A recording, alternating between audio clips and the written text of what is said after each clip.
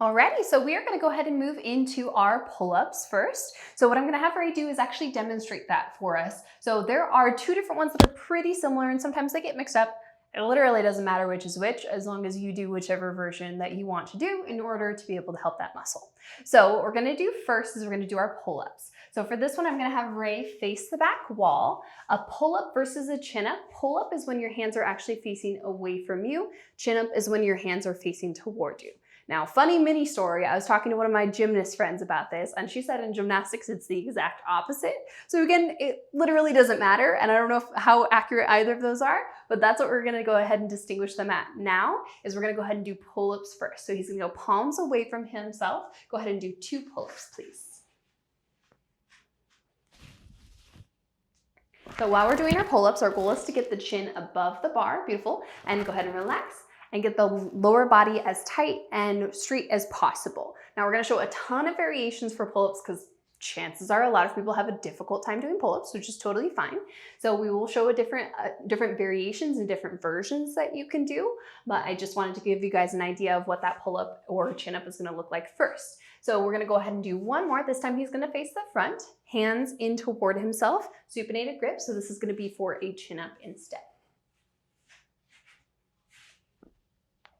Same idea, this is a little bit more bicep intensive. Our goal is to get the head above the bar and keep that core nice and tight. Awesome, go ahead and relax. Thanks so much. Perfect. So for the rest of this, to help Ray out, we're gonna go ahead and put a bench underneath so that we can show you the form without him having to hold everything, because that's crazy. So we're gonna get this guy in here.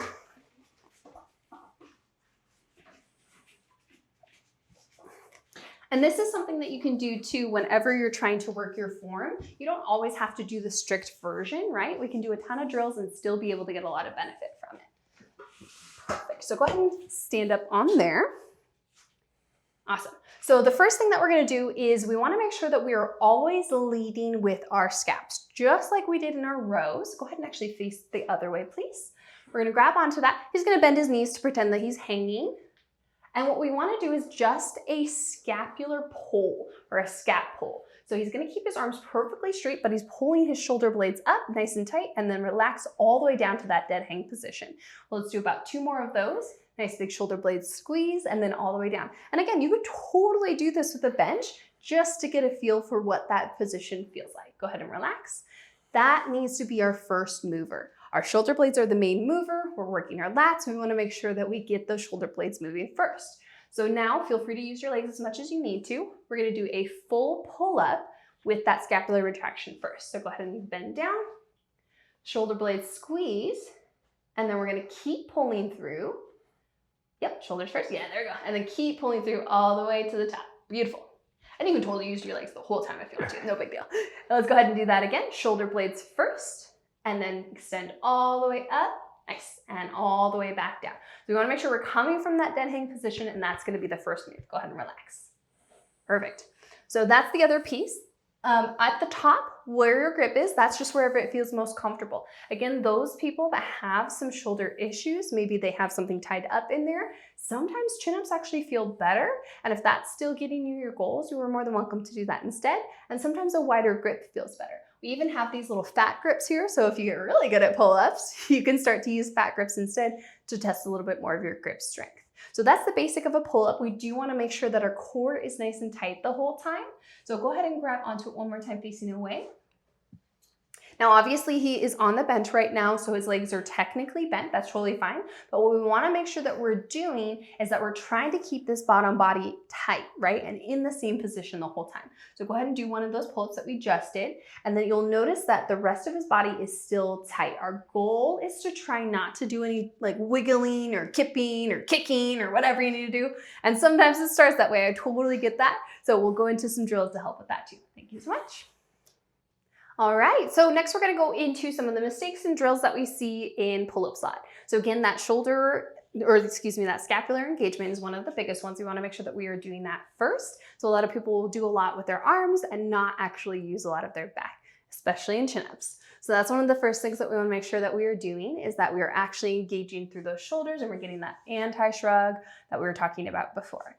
So then the next piece is when you're struggling for a pull-up, I'm sure we've all been there, starting to like kick and move your top body around and just like wiggling your way into one. So I'm gonna have you go ahead and step up here, facing there. I want you to do like a really bad one where you have to like fight to get up there. Yep, you're kicking your body around, you're moving your feet around. Go ahead and do one where you're like kipping all the way up there. Yeah, right? So we just have a lot of movement. We're using a lot of momentum. We're not actually using a lot of muscle. So those are the ones that we want to avoid. Now there are kipping pull-ups. That's completely different and that's kind of for a different purpose. Right now we're talking about just a strict pull-up. So we want to make sure that it's actually using the muscles themselves. So the next thing that we're going to do is we're actually going to walk through some of the different drills that you can use. So one of my favorites is eccentrics. So what he's going to do is actually jump off of this bench, kind of like he just did, but then he's going to try to control it down as slow as possible. This is a really great way to start developing the muscle, even if you don't have enough muscle to be able to actually pull yourself up. So go ahead and jump to a full pull-up, use your legs as much as you need to, and then slowly control as down as you can, all the way down to the ground. So your feet will go past that box. So go again. Nice big jump, control all the way down until your arms are in that dead hang position. Good, good. So that's one of them. It's gonna be that jump and then that eccentric position. Another one that you can do is the leg assisted, which is basically what we were doing earlier, where you're pulling up, but you're actually like kind of going up on your tippy toes. You can also do that by setting a bar pretty high up on the squat rack and just using your legs as little as possible, your arms as much as possible, and that ratio will start to flow. The next one that we're gonna do is some banded variation. So if I can grab that, we're not gonna go across quite yet, it's perfect. So I'm gonna show you two different variations. There's kind of the classic banded variation, which does not have as many options as the second. So I'm gonna show you that one first. So what we're gonna do is loop it around the top.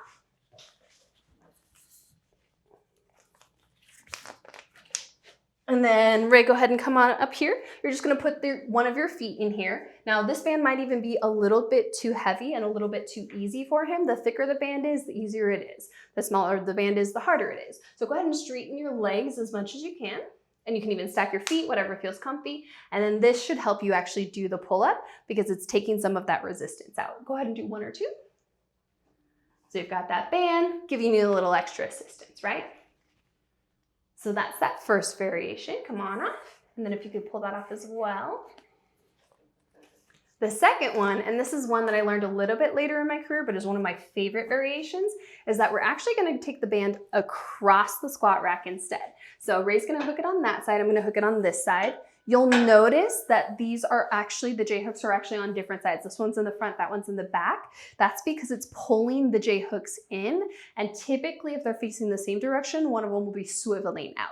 So I do like to make sure that we've got them both pulling in, that way the J-hooks aren't gonna fall off and you're not gonna accidentally snap the band off or anything like that. But the reason that I like this is because you can start it a little bit higher to make it easier on you.